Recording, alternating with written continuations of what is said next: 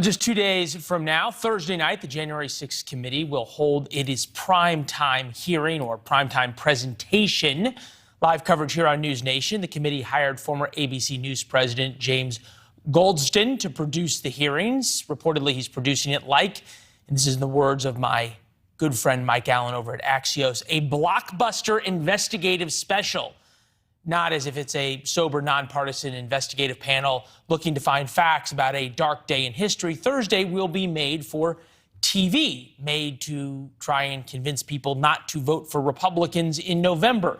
Join me now, Chris Hahn, the aggressive progressive. All right, if I stipulate that what happened on January 6th was reprehensible, we need to find the truth of who was behind it, we need to hold those people responsible, will you stipulate that holding a primetime presentation as if it was a hearing and producing it like a 2020 investigative special perhaps doesn't speak to the best values the Democrats say they want to uphold?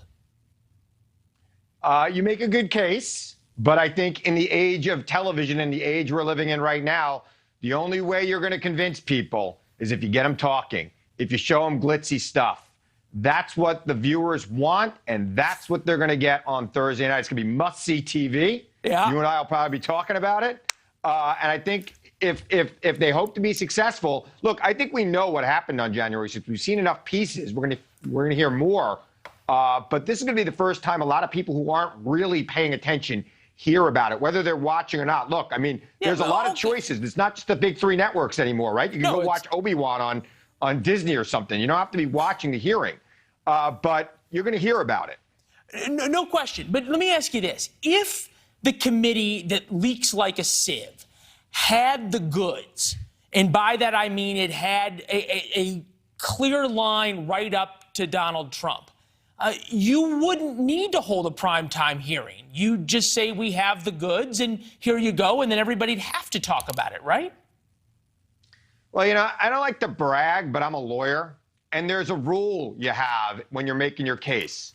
Primacy and recency. Primacy being first and recency being last. They're going to do a blockbuster presentation on Thursday night, and the last thing they're going to show the public in their last hearing they announced today is what Donald Trump was doing on January 6th and what his real ties are to what happened that day.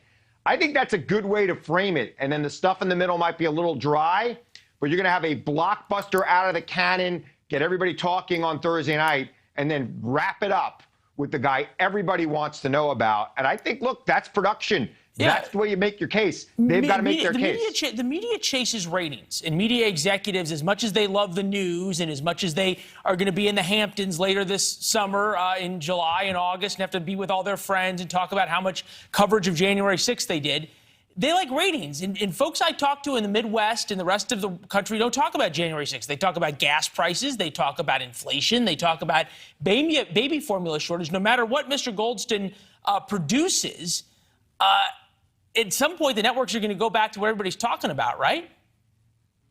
Yeah, well, look, we have a short-term memory in this country. We talk about it all the time.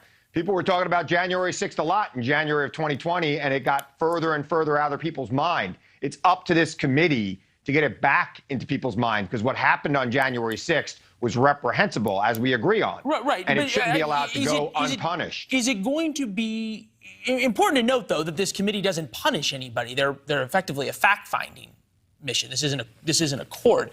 But are we going to come away on Thursday evening and find any Republicans that have their minds changed? It depends. I think yes. I think you will find some Republicans. I don't think you'll find that MAGA base of Republicans with their minds changed. Their minds are made up. They will not be watching the hearings, and it will not be shown on their favorite news outlets. So they're not going to have their minds changed. And quite frankly, I don't know that you can change their mind when it comes to things about Donald Trump, because Donald Trump tells them what to think, and they gladly think it. But there are Republicans in this country that don't fall into that category, and I think that they can be convinced. Right, but fair enough. Is this the way to convince them, in the sense of where we started, that how many Republicans will see this not as sober, serious hearings, McCarthy, Watergate, and the like, but what it is and what you admitted it was, which is a glitzy television production, which by definition leaves out the nuance and the facts that you'd get from hearing from all the witnesses in their entirety. Yeah, look, again, these people have conducted, I think, 1,000 interviews leading up to this hearing. You're not going to have anybody sit through 1,000 interviews. Our attention span as a country isn't what it was during the Watergate hearings. People aren't going to watch it. They're not going to pay attention. You've got to summarize it for them, just like we do on the news here all the time. And I think, quite frankly, the committee's making a good choice doing that. And I think adding some production value of that enhances the effect of it that gets people talking about it. And quite frankly, so much of this was caught on video that you needed somebody with a news background to pull all that together. I got 30 seconds. November's a long way away. At some point, this is just about trying to say, don't vote for Republicans in November because, look, they're the ones behind January 6th. Isn't it a little early for that?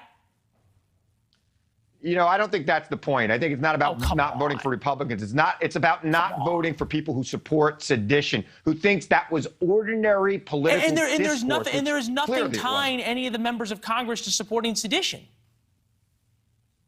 We don't know that yet, and I think that's not going to be the case in the end. Jamie Raskin wouldn't have already leaked that if he had it? Come on. I think Jim Jordan's got some explaining to do. I think there are a couple other members that got some explaining to do. That's why they were subpoenaed. And if they had nothing to hide, they talked to their colleagues and they talked to the public about what they knew that day. Well, you make an interesting point about those who did cooperate. We'll see a lot of them on Thursday. Chris Hahn, good to see you, my friend, as always. Nice to see you. All right. Thanks for watching. Go to newsnationnow.com to find NewsNation on your television provider.